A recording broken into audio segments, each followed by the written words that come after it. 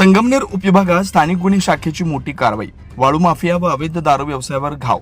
अहिल्यानगर जिल्ह्यातील अवैध धंद्यांचं समूळ उच्चाटन करण्याच्या दृष्टीनं स्थानिक गुन्हे शाखेनं संगमनेर उपविभागात धडक कारवाई करत वाळू माफिया व अवैध दारू वाहतूक विक्री करणाऱ्या 5 आरोपींना ताब्यात घेत तब्बल 26,45,760 रुपयांचा मुद्देमाल जप्त केला. पोलीस अधीक्षक श्री सोमनाथ घारगे साहेब यांनी जिल्ह्यातील अवैध व्यवसायांवर कडक कारवाईचे आदेश दिले होते. त्यानुसार पोलीस निरीक्षक श्री किरण कुमार कबाडी यांच्या नेतृत्वाखाली स्थानिक गुन्हे शाखेचे विशेष पथक तयार करण्यात आलं. डिग्रस शिवारात वाळू माफियांवर छापा. 7 फेब्रुवारी 2026 रोजी गुप्त बातमीदाराकडून मिळालेल्या माहितीनुसार डिग्रस गावच्या शिवारात 2 डंपरमधून अवैध वाळू वाहतूक होत असल्याची खात्रीशीर माहिती मिळाली. छाप्यात खालील आरोपी मिळून आले: प्रकाश भाऊसाहेब कोरडकर वय 20 राहणार हजारवाडी तालुका संगमनेर, फिरोज सुलतान शेख वय 25 राहणार डिग्रस तालुका संगमनेर.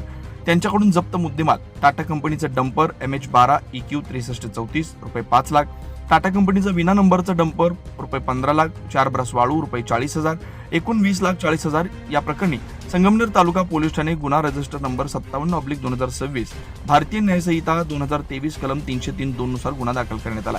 पिंपळणी इथं अवैध दारू विक्रीवर कारवाई. पिंपळणी शिवारातील हॉटेल गरीब इथं छापा टाकण्यात आला. आरोपी साहेबराव भिकाजी राहिंज वय 46 राहणार पिंपळणी तालुका संगमनेर. जप्त मुद्देमाल: देशी व विदेशी दारू रुपये 44,240, स्विफ्ट कार MS02 BR 9629 रुपये 5 लाख, एकूण 5,44,240. देवगाव इथं देशी दारू वाहतूक करणारे पकडले. आरोपी निलेश शशिकांत मुंतोडे वय 26, अमोल गुलाब मुंतोडे राहणार शिबलापूर तालुका संगमनेर. जप्त मुद्देमाल: देशी दारू 11,520 रुपये, Hero Splendor plus motorcycle MS17 CN 6760 रुपये 50,000, एकूण 61,250, एकूण 61,520 रुपये.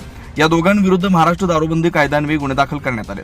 एकूण जप्त मुद्देमालाचा तपशील: 4 ब्रश वाळू 40,000, 2 डंपर 20 लाख, देशी व विदेशी दारू 55,760, एक कार, एक मोटरसायकल 5,50,000, एकूण मुद्देमाल 26,45,760 रुपये.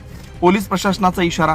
ही संपूर्ण कारवाई पोलीस अधीक्षक सोमनाथ घारगे यांच्या मार्गदर्शनाखाली स्थानिक गुन्हे शाखा अहिल्यानगर येथील अधिकारी व अंमलदारांनी केली आहे. जिल्ह्यात अवैध वाळू व दारू व्यवसाय करणाऱ्यांवर पुढील काळातही कठोर कारवाई सुरू राहणार असल्याचा इशारा पोलिसांनी दिला.